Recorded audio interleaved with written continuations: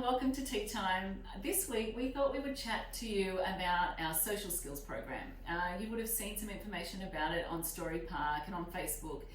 It's actually a program we've had in place for quite a while, but with a new centre and new families, we thought we would share the information again because for me it is probably the most important part of our curriculum.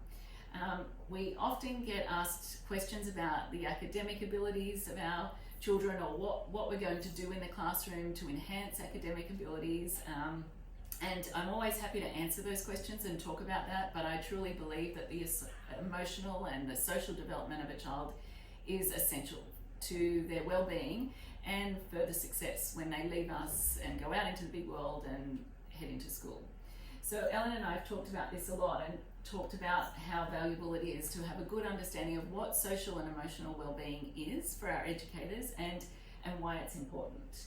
So why do you feel it's really important for our children, or for that to be a focus for us here at the centres? Yeah, absolutely. I think, when you naturally, we look at historically, when you're looking at curriculum and education and care and school, we get so caught up in those academics. Yes.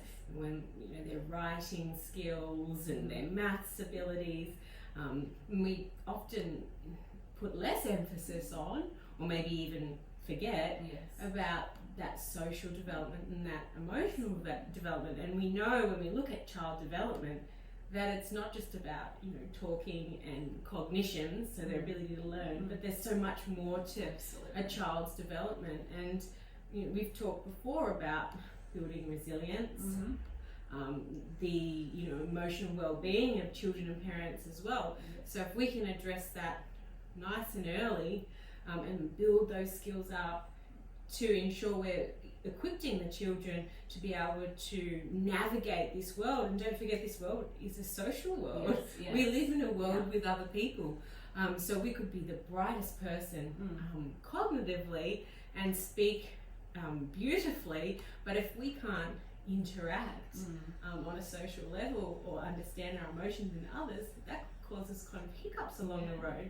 So I think the concern is then that it leads to mental health, which we're seeing an increase even in our young children. And so for me it's always been about the holistic child and how important it is to look at all those areas of development.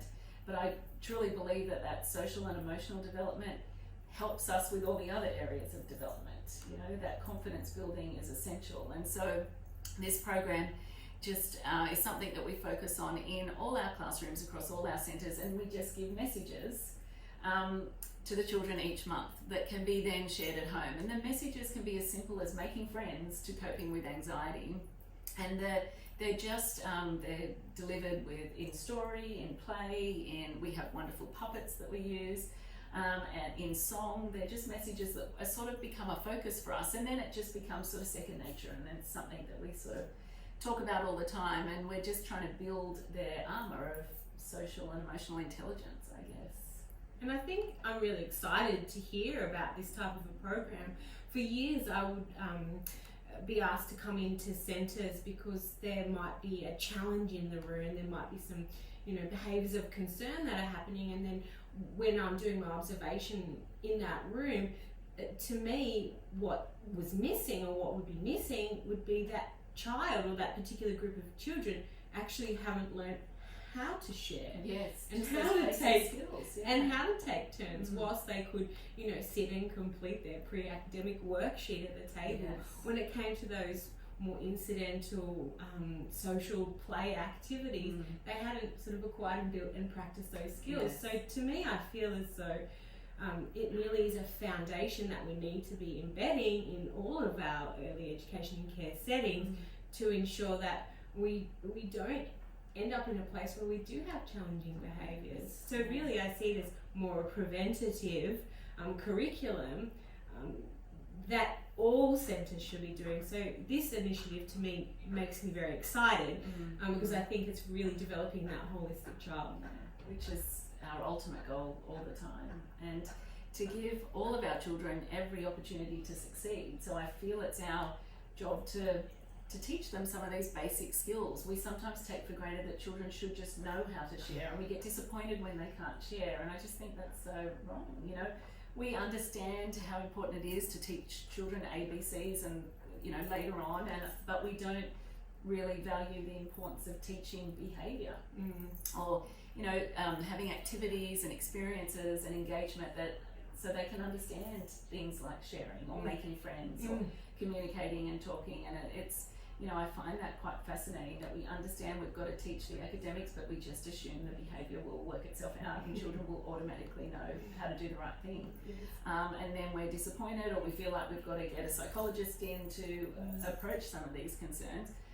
So it's really, for me, going back to true basics, and some of in the industry as a whole, I've seen that real shift, sadly, and we're coming back quite a bit, but I've seen that shift where you feel like if your children are reading before they go into school, then it's a successful centre, and I think that's so wrong. And I think we're expecting too much from children, and when they are understanding some of this foundational stuff, they're more excited about learning and more ready to learn all of that stuff that comes with years of being at school.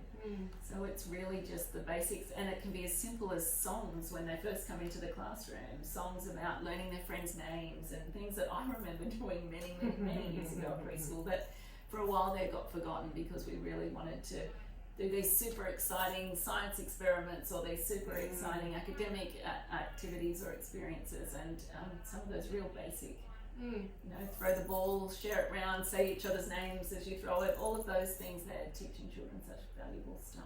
And you must get a lot of, when a family does inquire about enrolling their child, you must get a lot of questions that come straight to the, what does your pre-academic program look like? And then when you're telling families about not just your pre-academic program that you have well established, but also the Be Me program, how do you find parents sort of receive that information? Are they excited? Is that something different? I think I remember when we started, opened the first centre 16 years ago now, and there was a need where I felt like I had to please the parents, and I wanted to make sure they were happy, so I wanted to give them everything they need. And I guess now I'm older and further along and very confident in what we deliver, and I guess I'm such an advocate for early childhood that I feel far more secure to say, if a family come to us wanting all those having only academic questions, then maybe this isn't the place for you. A family that may not see the value of outdoor play, or a family that don't understand the emotional and social development and really just want their child reading before they go to school, then this is possibly not the place. And I respect every family being different, but I don't feel right delivering something that I don't completely believe in, or sharing that and teaching that to our wonderful educators. So I think it's we're really proud of that program, and really feel that it enhances the development, the holistic development of every child and every educator. I definitely would have to agree. Cool. Well, that's good. Thanks. Bye for now. Bye.